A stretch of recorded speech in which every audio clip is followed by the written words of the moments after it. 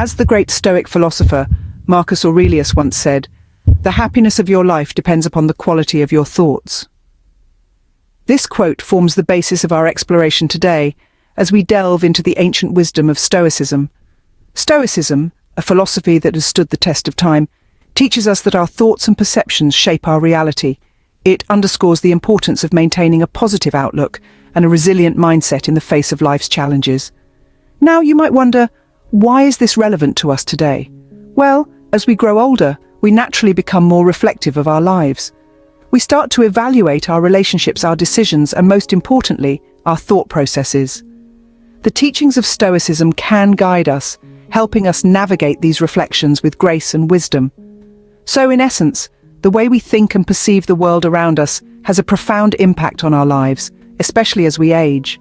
Welcome back if you're new. Hi, I'm Olivia, and if you are one of my eternal Stoicism subscribers, glad to see you back. Don't forget, hit the like button, and if you haven't, as yet, subscribe. Now let me ask you this. Have you ever noticed as you're aging that you're starting to mirror your parents' mannerisms? It's a fascinating phenomenon, isn't it? You might catch yourself using a phrase your mother often said, or adopting the same tone your father used when he was serious. This isn't just a random occurrence, it's a part of human nature. Let's delve into the psychology behind this. One of the primary reasons we begin to act like our parents as we age is due to our genetic predisposition. Our genes, the building blocks of who we are, carry not just our physical attributes, but also influence our behaviors and tendencies. Beyond genetics, environmental influence plays a significant role. The environment in which we grow up shapes us in profound ways, imprints upon us behaviors that we carry into adulthood. The people we spend the most time with, often our parents, leave the deepest marks. And then there's the natural human tendency to mimic those we respect and spend time with. As we grow older, we often find ourselves reverting to these learned behaviors, especially during times of stress or uncertainty. It's a form of comfort, a return to what's familiar and safe. The same way we might seek out a favorite old movie or a comforting meal, we subconsciously seek out familiar behaviors. But why is this important? Understanding these influences can give us insight into our own behaviors, our reactions, and our relationships. It can help us understand why we behave the way we do and how we can change if we wish to. It's also a reminder of the impact we have on others. Just as we've been shaped by our parents, we shape those around us, our children, our friends, our colleagues. We're all part of this intricate web of influence, constantly shaping and being shaped. So, as we age, it's not uncommon to see our parents reflected in our actions, our attitudes, and even our quirks. Recognizing these echoes in ourselves can be a powerful tool for understanding, growth, and change. And remember, while we may see our parents in ourselves, we have the power to choose which traits we wish to embrace and which we'd rather leave behind. However, it's important to be mindful of the negative traits we might also inherit. As we journey through life, we may find ourselves unconsciously mirroring our parents' less desirable habits. Among these, a tendency to become overly critical and less tolerant of our loved ones often sneaks into our behavior. This inclination can be traced back to our earlier years, where we learned to navigate the world through our parents' eyes, absorbing their attitudes, judgments, and responses. You see, criticism and intolerance often root from a place of fear or insecurity, a need for control, or a desire for perfection. As we age, these patterns can become more pronounced, leading us to project our anxieties onto those we care about the most. We may find ourselves demanding perfection from our children, partners, or friends, holding them to standards that are difficult, if not impossible, to meet. But why does this happen? Before we continue, don't forget to hit the like and subscribe. Thanks. Well, part of it is simply habit.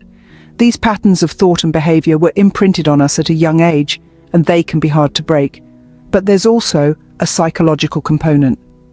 As we get older, we often become more set in our ways. We may resist change, and our tolerance for different perspectives can diminish. This rigidity can lead to increased criticism and intolerance. However, there's a silver lining. Understanding these tendencies is the first step towards self-improvement. When we become aware of these negative patterns, we can actively work to change them. It's about replacing criticism with understanding, intolerance with patience, and fear with love. Self-awareness can be a powerful tool for personal growth. It allows us to recognize our faults and work towards becoming better versions of ourselves. It's about taking responsibility for our actions and attitudes and making a conscious effort to be kinder, more understanding, and more patient. Remember, the journey of self-improvement is ongoing, and it's never too late to make positive changes. It's not about being perfect, but about striving to be better each day. As we embrace this journey, we can foster healthier relationships, improve our mental well-being, and lead a more fulfilling life. As we age, it's also essential to keep our minds active and engaged. Now, being active isn't just about physical activity, it's also about mental stimulation and emotional growth. One way to achieve this is by embracing creative hobbies. Whether it's painting, writing, gardening, or even cooking, these activities not only keep us mentally sharp, but also provide an outlet for self-expression. They allow us to explore different aspects of our personalities and give us an opportunity to create something truly unique and personal. This creative process can be deeply satisfying and can even serve as a form of therapy, helping us to relax and de-stress. But creativity isn't just about hobbies. It's also about our attitudes and our approach to life. It's about being open to new experiences and ideas and being willing to step outside of our comfort zones. This can be a challenge, especially as we get older and more set in our ways, but it's a challenge worth taking on. Alongside this, engaging in positive self-talk is crucial. It's easy to fall into the trap of negative thinking, especially when we're faced with the challenges that come with aging. But by consciously shifting our focus towards the positive, we can significantly improve our outlook on life. Remember, our thoughts shape our reality. So let's choose to fill our minds with positive, uplifting thoughts. Let's choose to see the beauty in the world around us and in ourselves. Let's choose to celebrate our achievements, no matter how small they may seem. Finally, let's not forget the importance of taking risks. Yes, it can be scary. Yes, it can be challenging, but it's also exhilarating. It's what makes us feel alive and fulfilled. It's what keeps us from becoming stagnant and complacent. So why not pick up that paintbrush, write that novel, or take that solo trip you've always dreamed of? After all, life is for living. So let's live it to the fullest. Let's embrace change and creativity and make the most of every moment. Because in the end, it's not the years in our life that count, it's the life in our years. So, how can Stoicism help us navigate these challenges? Well, Stoicism, an ancient philosophy, offers a roadmap to navigate life's ups and downs with grace and poise. At the heart of Stoicism lies the principle of understanding and accepting the things we cannot change. It's about acknowledging that life will invariably bring with it a mix of the good, the bad, and the downright confusing. But what we can control is our reaction to these events. Imagine you're a ship sailing on the open sea. You can't control the wind or the waves, but you can adjust your sails and steer your ship. That's Stoicism in action. It's not about avoiding or denying the storm, but learning how to sail through it. Now, let's talk about criticism. Stoicism teaches us to focus less on others' actions and more on our own. Instead of harboring resentment or passing judgment, we can redirect that energy towards self-improvement and personal growth. Stoicism encourages us to strive for virtue, to be the best versions of ourselves.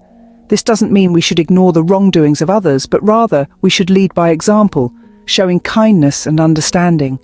As we age, we might find ourselves becoming less tolerant, more critical, but Stoicism can help us to counteract these tendencies. It reminds us that our time is precious, and it's up to us how we choose to spend it. We can choose to foster positivity, to embrace change and creativity, to take a few risks, to feel alive. And when we do, we not only enrich our own lives, but also those around us. Stoicism is not a quick fix or a magic pill. It's a way of life, a mindset that requires dedication and practice, but the rewards are immeasurable. It can help us to navigate life's challenges with resilience and grace, fostering a sense of inner peace and contentment. In the words of Epictetus, we cannot choose our external circumstances, but we can always choose how we respond to them. I hope this video has given you some food for thought. It's time to reflect on our mannerisms, our attitudes. We have the power to shape our lives, to cultivate a kinder, softer state. Stoicism teaches us to embrace change, to nurture creativity, and to treat those around us with patience and respect. If you found this video helpful, Please consider subscribing to the Eternal Stoicism channel for more insightful content, and make sure to watch the next video. Until then, remember to cultivate positivity, embrace change, and live life to the fullest. This is Olivia signing off. Believe, yeah, 'cause this is where I'm meant to be, I believe, and I feel the